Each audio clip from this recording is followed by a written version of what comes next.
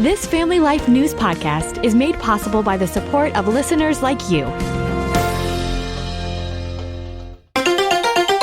Next on the 5 o'clock report.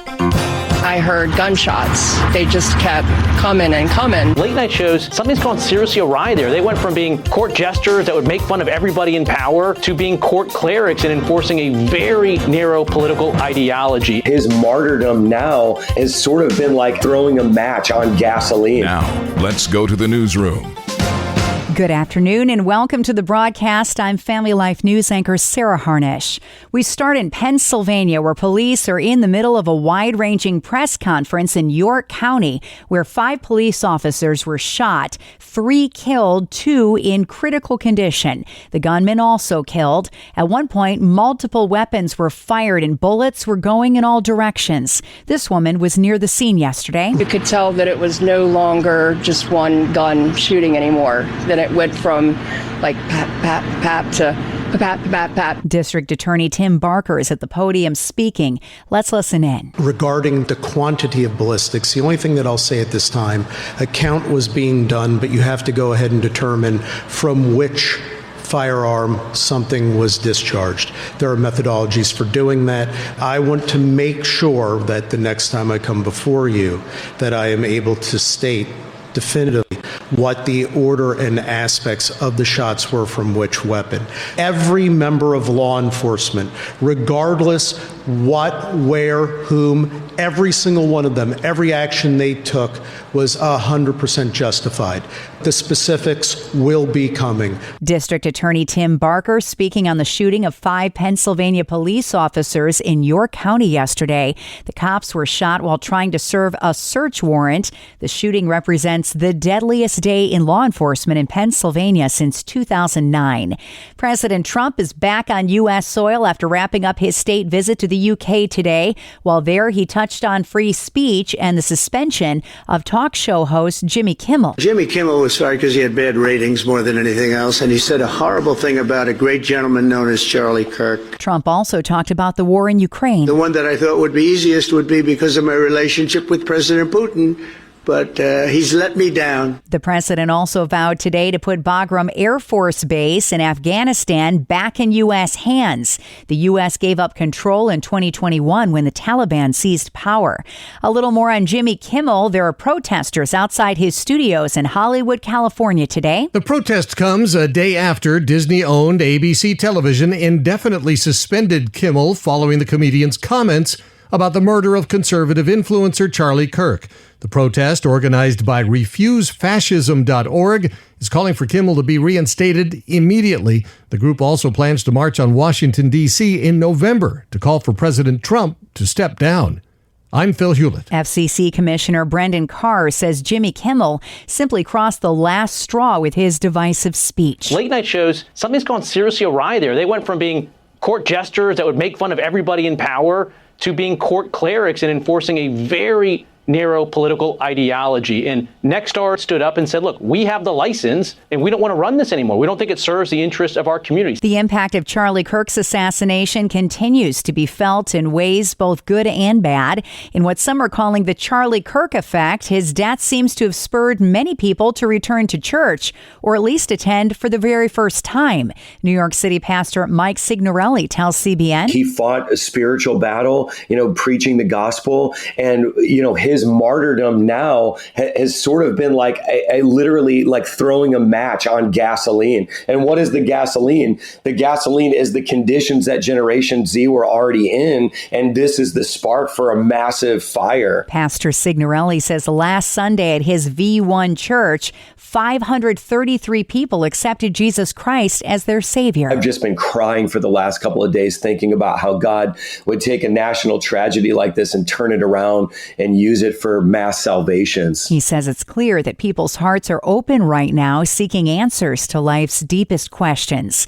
The FTC is going after Ticketmaster and Live Nation over ticket resale prices in a lawsuit filed in California today. The FTC accused Ticketmaster and its parent company of illegal and deceptive business practices that have caused customers to pay significantly more than a ticket's face value. Arguments on whether or not President Trump's tariff plan is legal will be heard by the U.S. Supreme Court in November. The focus will be on Trump using a law meant for times of emergency to impose the duties without the help of Congress. The High Court scheduled oral arguments for November 5th. And a massive asteroid made a close approach to Earth early today. The asteroid said to be comparable in size to a New York City skyscraper, and it traveled at over 24,000 miles an hour while passing Earth. It posed no immediate threat. Still to come on the 5 o'clock report, New York State releases new vaccine guidelines. More on the shooting of those 5 Pennsylvania police officers, and New York's oldest wind farm is no more. Those stories after weather. I'm Kevin Williams, and here is your Family Life regional weather forecast. A pleasant night generally for Pennsylvania. In New York, clouds will be building in, and it might be a late night sprinkle. Low temps in the 50s. For tomorrow, chance of a sprinkle in New York State in the morning, otherwise sun and clouds and cooler, high in the 60s. In Pennsylvania tomorrow, mix of sun and clouds becoming mostly sunny with highs in the 70s. Saturday, mostly sunny and nice. High temperatures mid-60s to mid-70s. Mostly sunny and warmer than on Sunday. Thank you, Kevin. Checking the stories, making news where you live across New York and Pennsylvania. New York State today released its 2025-2026 COVID vaccine guidelines, recommending virtually anyone 6 months or older get vaccinated. Questions over the wisdom of that approach have been raised at the federal level, but State Health Commissioner Dr. James McDonald tells Spectrum News, in this case, Albany trumps Washington. Vaccine requirements, for example, that's a state law and state decisions. When you look at guidance, which we've issued a lot this last week, that's us issuing that. And right now, I think people should be focusing on the state health department and less on the federal partners. They were normally a trusted source. Right now, a lot of skepticism there. This month, Governor Hochul signed an executive order allowing doctors and pharmacies to administer the shots, overriding current federal guidance. Flags are flying at half-staff today in Pennsylvania in honor of the 3 police officers killed in the line of duty yesterday in York County. The gunman was wearing camouflage and opened fire from a nearby cornfield while officers were trying to serve a warrant at a farmhouse some 100 miles west of Philadelphia. I heard gunshots, which is not, uncommon. But then, they just kept coming and coming. Another neighbor describes the nonstop sound of gunfire. It was just continuous. It was at least 30 shots, and it went on for quite a while. The shooter was the ex-boyfriend of a woman who lived in the farmhouse and was stalking the residents the night before. He was fatally shot during an exchange of gunfire with police. 2 other cops were wounded. Pennsylvania's moving closer to a final decision on the proposed closure of 2 prison facilities. An update from Family Life's Mark Webster. Yeah, the Department of Corrections has now submitted its final 1,200-page report to Governor Shapiro and state lawmakers on plans to close SCI Rockview in Center County and the Quahana Boot Camp in Clearfield County. It concludes that the proposed closures would, quote, align department resources with current needs, citing a decline in the incarcerated population and future savings of up to $100 million, saying upgrading those facilities just isn't feasible. The state DOC says employees at Rockview and Quahana would be guaranteed a job at any other SCI facility. A final state decision is expected soon. Mark Webster, Family Life News. New York's oldest wind farm is no more. 7 towering wind turbines were demolished yesterday in Madison County. We had to evaluate whether it made sense to refurbish them and make them run longer or to take them down. Rachel Smith was in charge of the demolition project. We are able to divert the turbine blades to a waste-to-energy facility in Niagara County, New York, and the rest of it will likely end up in a landfill. The bases of those 200-foot turbines were packed with explosives and blown up. They stood for more than 20 years and were brought down in about 20 seconds. The property where those turbines were located will be turned back into farmland.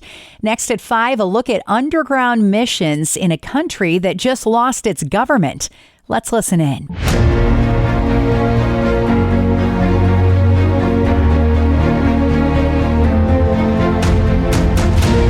This is Faith Under Fire. We take you straight to the voices on the front lines of religious battlegrounds. I'm news anchor Sarah Harnish, and today we're talking Nepal. Nepal may have just had a revolution. The government is gone. Tens of thousands of young protesters took to the streets and set the nation on fire.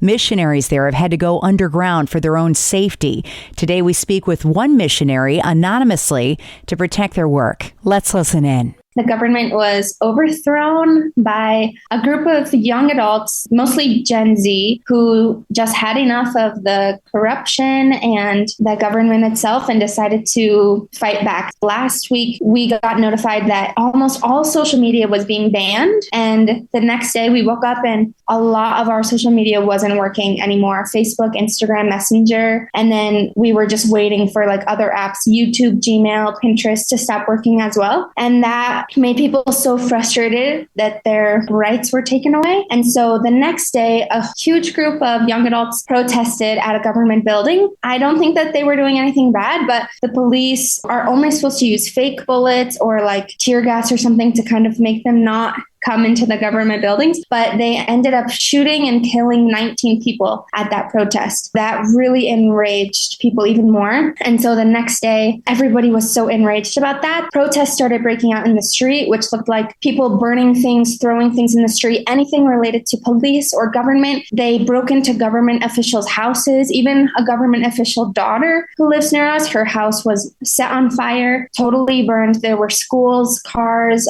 houses that were all burned in one day. And then later that day, the prime minister, who's the leader of Nepal, resigned. And then the next day, the military took over. So now there's no government. How does the country become safe again for underground missions work? It was already grossly restricted before the government overthrow. This is one of the hardest places to share the hope of Christ. So where do you see it going from here? I think it really depends on the next leader, because that just determines what people are going to do. The fact that people went against the government in this way, that has not happened before. They've never seen that. So if the leader isn't favoring to Christians, then that would be difficult. What do you want someone considering missions in a country that's hostile to Christians to know? Many people, they might feel like a little nervous to think about going somewhere new, but the fact is that we get to share God's love with people, even if we're not directly sharing the word of God with them. Just being here and sharing his love makes a big difference. Is it worth it to be a missionary? He's given me the grace and the strength that I need to be here. And so I know this is where he's called me. And even in this moment, it's kind of crazy, like, oh my gosh, what's going to happen? But in those moments, he is who we are trusting. But we know it's where he's called us. So we know he protects us. And it's worth it for sure. It's worth it for each person to do what God has called them to. You can subscribe, listen to, and share Faith Under Fire and all of Family Life's original podcasts at Apple Podcasts, Spotify, YouTube, or at familylife.org. The average American has 4 credit cards, some of which rarely get used. Hi, I'm Rob West with today's Faith and Finance Minute. Closing an unused credit card can be a wise decision. It limits your exposure to fraud and identity theft. But be careful. Closing accounts the wrong way can hurt your credit score. That's because your score is partly based on how much credit you have available. When you close a card, that available credit is removed, which can cause your score to dip due to a reduced credit limit. It might feel like a penalty, but it's just how credit algorithms work. So close unused cards slowly, no more than 1 or 2 every 6 months. That spreads out the impact. And above all else, keep paying your bills on time. Those responsible habits will cause your score to bounce back. Connect with a certified Kingdom advisor who's been trained to deliver financial advice that aligns with your Christian values by visiting our website, faithfi.com. Coming up on the 5 o'clock report, just how good is a dog's nose? We've got a sniff test like no other coming up after weather. I'm Kevin Williams, and here is your Family Life regional weather forecast. A pleasant night generally for Pennsylvania. In New York, clouds will be building in, and there might be a late night sprinkle. Low temps in the 50s. For tomorrow, chance of a sprinkle in New York State in the morning, otherwise sunny clouds and cooler, high in the 60s. In Pennsylvania tomorrow, a mix of sun and clouds becoming mostly sunny with highs in the 70s. Saturday, mostly sunny and ice. High temperatures mid-60s to mid-70s. Mostly sunny and warmer than on Sunday. Thank you, Kevin. Finally, at 5, in a world of drones and other high-tech tools, it was the old-fashioned nose of a bloodhound that made the difference between life and death for a Missouri teenager. While skateboarding, Cody Trankel crashed down into a 240-foot ravine, leading to a desperate 80-hour-long search with no results. Then enter the hero of the story, Daryl, the canine bloodhound who was given the scent from one of Cody's sneakers and found the teen in 20 minutes. His handler tells KSDK that's miraculous. 20 minutes on a 3-day-old track, that's almost like unheard of. As a parent myself and 14-year-old, sorry, a little emotional. So this is best case scenario. Says Cody. I've been told that if I had to spend a couple more hours down there, I wouldn't have made it. Because of him, 20 minutes, man, I'm impressed. Cody continues to recover, but has already returned to school. A life saved by a pup. And that's the world that we live in for Thursday, the 18th of September. I'm Sarah Harnish, and this is the 5 o'clock report on Family Life. Thank you for listening to this Family Life News podcast. If you've been encouraged by what you've heard, please share it with others and click the subscribe button to automatically receive future episodes. Family Life is a listener-supported ministry. Podcasts like this are made possible by your financial partnership. Find out more at familylife.org.